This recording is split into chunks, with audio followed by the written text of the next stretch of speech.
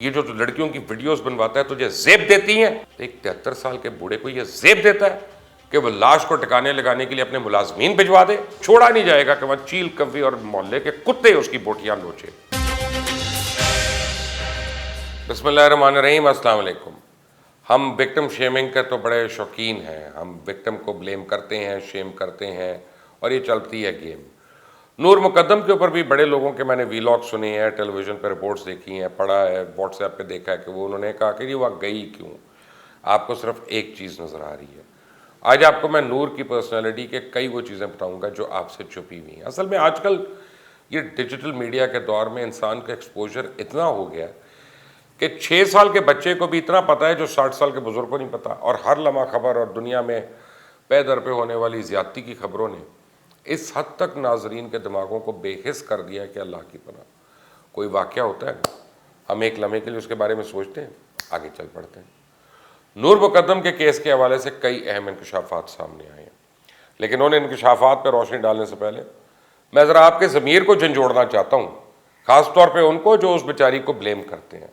میں آپ کو بتانا چاہتا ہوں کہ نور مقدم ایک کیس نہیں ہے, بلکہ ایک جیتتی جاگتی ہستی کھیلتی لڑکی کا نام تھا. لوگ کہتے ہیں نور مقدم کیس پہ تو مٹی پڑ گئی ہے. عائشہ کا کیس آ گیا, لاری اڈا چنچی والا واقعہ پیش آ چکا, بہاڑی سے آنے والی ماں اور بیٹی کے لاہور میں دن دہاڑے آبرو ریزی ہو چکی, تو یہ کیس پرانا ہو گیا. نہیں, نور مقدم کا کیس اس وقت تک پرانا نہیں ہوگا جب تک ظالم درندے کو پھانسی اور اس کے سہولت کاروں کو سخت سے سخت سزا نہیں ہو جاتی. اور اس ظالم درندے کو کس نے اتنی ہمت دی کہ اس نے ایک معصوم بچی کا سر تن سے جدا کر دیا؟ کس کی شے پہ, کس طاقت کے نشے میں وہ اتنا مطلق العنان سوچ کا مالک ہو گیا کہ اس نے ایک بچی کو ذبح کر کے رکھ دیا؟ کیا اس نے ایک لمحے کے لیے بھی سوچا کہ وہ اسے قتل کرنے کے بعد کیسے صورتحال سے نکلے گا, وہ کیسے اپنے آپ کو پھانسی کے پھندے سے بچائے گا؟ تو یقیناً سوچا ہوگا نا, تبھی کیا. اس نے پھر بھی یہ بھی سوچا ہوگا کہ میرے ماں باپ اتنے اثر رسوخ والے, اتنے پیسے والے, سنبھال لیں گے. ان کے پاس ایسے لوگ ہیں جو لاش کو ٹھکانہ لگانے کی اہلیت رکھتے ہیں, یہ قابلیت ان کے پاس, ان کے لیے کوئی مسئلہ نہیں. میں نور کو ختم کر کے اپنے انتقام کی آگ بجھاؤں گا. اس نے ایک لمحے کے لیے بھی نہیں سوچا کہ نور بھی کسی کے گھر کی آنکھ کا تارا. گھر میں سب سے چھوٹی ہونے کی وجہ سے وہ سب کی لاڈلی تھی. 23 اکتوبر یعنی قتل کے 3 مہینے کے بعد جب اس کی سالگرہ آنی ہے تو اس کے گھر والے اور اس کے دوست اس کو یاد کر کے کتنا روئیں گے. وہ نور مقدم جو جہاں جاتی تھی اپنی ملنساری سے دل جیت لیتی تھی. وہ نور مقدم جو اپنے ماں کے ہاتھ کا پکا ہوا کھانا اپنے دوستوں کے لیے لے کے جاتی تھی, شوق سے لے کے جاتی تھی. اور وہ نور مقدم جو ہر روز اپنے باپ کو پھل کاٹ کے دیتی تھی. وہ نور مقدم جو مہمان آنے کی صورت میں اپنی ماں کی مدد کرتی تھی. اور وہ نور مقدم جو اپنے والدین کے ساتھ ہر رشتہ دار کے گھر جاتی تھی. وہ نور مقدم جو اپنی بڑی بہن سے 9 سال چھوٹی ہونے کے باوجود اس کی بہترین دوست تھی. اور وہ نور مقدم جو اپنے بھانجے کی بہترین دوست تھی اور اس کے چہرے پہ مسکراہٹ لانے کے لیے کئی گھنٹے اس کے ساتھ کھیلتی تھی. وہ نور مقدم جو دنیا بھر میں گھومنے کے باوجود پاکستان سے پیار کرتی تھی, پاکستان میں رہنا چاہتی تھی, اور بیرون ملک اپنے رشتہ داروں کو بھی پاکستان میں رہنے کی ترغیب دیتی تھی. وہ نور مقدم جس کا شوق تھا پینٹنگ کرنا, اور اس کے ہاتھ کی بنائی ہوئی پینٹنگز آج بھی اس کے گھر میں لگی ہوئی ہیں. اور وہ نور مقدم جو کسی کو بھی دکھی دیکھ کر غمگین ہو جاتی تھی اور دوسروں کو کمفرٹیبل کرنے کی کوشش کرتی تھی, اور یہی چیزیں اس کی جان لے گئیں. رکیں ایک منٹ اور سوچیں, نور کی کتنی عادتیں ہماری اپنی بیٹیوں کی عادتوں سے ملتی ہیں اور مشترک ہیں. اگر آپ ایک دفعہ بھی شاید نور سے ملے ہوتے تو آپ کو اس میں اپنی بیٹی نظر آتی. تو کیا ہم اپنی بیٹی کے قاتلوں کو اس طرح نظر انداز کر سکتے ہیں؟ نہیں, بالکل نہیں. نور مقدم کیس کے حوالے سے میں مسلسل آپ کو اپڈیٹ دیتا آ رہا ہوں, اور ہر روز ایک نئی گتھی جہاں سلجھتی ہے وہیں کئی گتھیاں الجھ جاتی ہیں. اس وقت نور مقدم کیس میں یہ درندے ظاہر جعفر, اس کے والدین, 3 نوکر سمیت 5 اہلکار تھراپی ورکس کے اور 6 مالک بھی گرفتار ہیں. 22 سے زیادہ لوگوں کے بیانات قلم بند کروائے جا چکے ہیں. ڈی این اے, فنگر پرنٹس, کئی فورینسک ٹیسٹ آ چکے ہیں. لیپ ٹاپ کا فورینسک جو ہے وہ ابھی باقی ہے. آج نور مقدم کو قتل ہوئے, بے دردی سے قتل ہوئے, 1 مہینے سے زیادہ کا وقت گزر گیا, لیکن بدقسمتی سے درندے ظاہر جعفر کے فون کا ڈیٹا اس کا کچھ پتہ ہی نہیں. آخری اطلاع کے مطابق وہ ایف آئی اے کے حوالے کیا جا چکا ہے کیونکہ اس کی اسکرین ٹوٹی ہوئی ہے. اب ظاہر جعفر کے والدین کی ضمانت ایک دفعہ تو ریجیکٹ ہوگی, دوسری دفعہ کے لیے ذرا مناسب وقت کے انتظار میں، وہ اس وقت کے انتظار میں کہ قوم اس بچی کو بھولے اور وہ اس کرپٹ سسٹم کو اپنی مرضی کے مطابق گھمائیں۔ اور تو اور تھراپی ورکس کا مالک طاہر ظہور اب معصوم بننے کی کوشش کر رہا ہے، کہتا ہے جی میں تو موقع واردات پہ گیا ہی نہیں، میں تو معصوم ہوں، میری تو عمر ہی 73 سال ہے اور میں شوگر دل اور کڈنی کے امراض میں مبتلا ہوں۔ اور کوئی اس ظالم شخص سے پوچھے کہ 73 سال کے بوڑھے، تو یہ جو ٹین ایجز کی پارٹیاں کرواتا ہے تجھے زیب دیتی ہیں؟ جو ڈرگ پارٹیز کراتا ہے تجھے زیب دیتی ہیں؟ جو الکوہول پارٹیز کراتا ہے تجھے زیب دیتی ہیں؟ یہ جو لڑکیوں کی ویڈیوز بنواتا ہے تجھے زیب دیتی ہیں؟ یہ تو جھوٹ بول کے لوگوں کو بٹورتا ہے، ان کی اولادوں کو جہنم میں دھکیلتا ہے، تجھے زیب دیتی ہیں یہ باتیں؟ ایک 73 سال کے بوڑھے کو یہ زیب دیتا ہے کہ وہ لاش کو ٹکانے لگانے کے لیے اپنے ملازمین بھجوا دے؟ کیا ایک 73 سال کے بوڑھے کو یہ زیب دیتا ہے کہ قتل کا پتہ چلنے کے باوجود حقائق کو پولیس سے چھپائے ڈیلیبریٹلی؟ اور کیا ایک 73 سال کے بوڑھے کو یہ زیب دیتا ہے کہ وہ اپنے ملازم امجد پہ مجرموں کے حملے کو یا مجرم کے حملے کو روڈ ایکسیڈنٹ میں کنورٹ کر دے؟ یہی ہوا پمس کے اندر جو رپورٹ لکھی کہ امجد کے اوپر جو چھریاں لگی تھی، ان کا جی RTA ہے، روڈ ٹرانسپورٹ ایکسیڈنٹ ہے۔ کیا ایک 73 سال بوڑھے کو یہ زیب دیتا ہے کہ وہ ڈگری نہ ہونے کے باوجود جعلی تھراپی ورکس چلائے، لوگوں کے بچوں کی علاج کے بجائے انہیں مزید عذاب میں مبتلا کروا دے؟ ارے یہ پاکستان میں یہ اشرافیہ کا وتیرہ ہے، ظلم کرتے ہیں، زیادتی کرتے ہیں، ملک کی دولت لوٹتے ہیں، اور جب قانون کا شکنجہ گردن پہ پڑتا ہے تو معصوم بن جاتے ہیں۔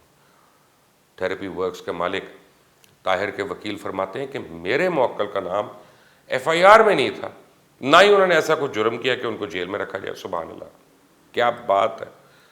دیکھو اللہ کی قدرت، دیکھو لاشیں ٹھکانے لگانے والے آج اپنا جرم پوچھ رہے ہیں، قاتل درندے کو مشکل صورتحال سے نکالنے والے اپنا جرم پوچھ رہے ہیں، حقائق کو مس کرنے اور چھپانے والے اپنا جرم پوچھ رہے ہیں۔ اور تو اور زخمی امجد جو تھراپی ورکس کے لیے کام کرتا تھا، قاتل اور مقتول کو سب سے پہلے اس نے دیکھا تھا، فرماتا ہے کہ جی اب وہ اس کیس کا بہترین گواہ ہے۔ اسی نے پولیس کو فون کر کے بتایا، جبکہ حقیقت یہ ہے کہ ابھی تک کسی کو یہ پتہ ہی نہیں چلا کہ فون کس نے کیا، اور اس کی ایک وجہ یہ ہے کہ بتانے والے نے اپنی شناخت چھپانے کے لیے درخواست کی تھی، ورنہ پولیس کی اطلاع دینے والے ان کا تو فون نمبر لے کے شناختی کارڈ نمبر سب کچھ پوچھا جاتا ہے، اور جو شخص یہ دعویٰ کر رہا ہے کہ اس نے پولیس کو بتایا، مان سکتے ہیں آپ کہ وہی اسپتال میں اپنے زخمی ہونے کی اصل وجہ کو چھپا رہا، وہی کہہ رہا ہے کہ میرا تو روڈ ایکسیڈنٹ ہو گیا۔ اس وقت کیوں اس نے یہاں تک کہ اس اسپتال سے حقائق چھپائے کہ اسے شامل تفتیش کر کے کہیں اس ظالم خونی درندے کے بارے میں نہ پوچھ لیا جائے؟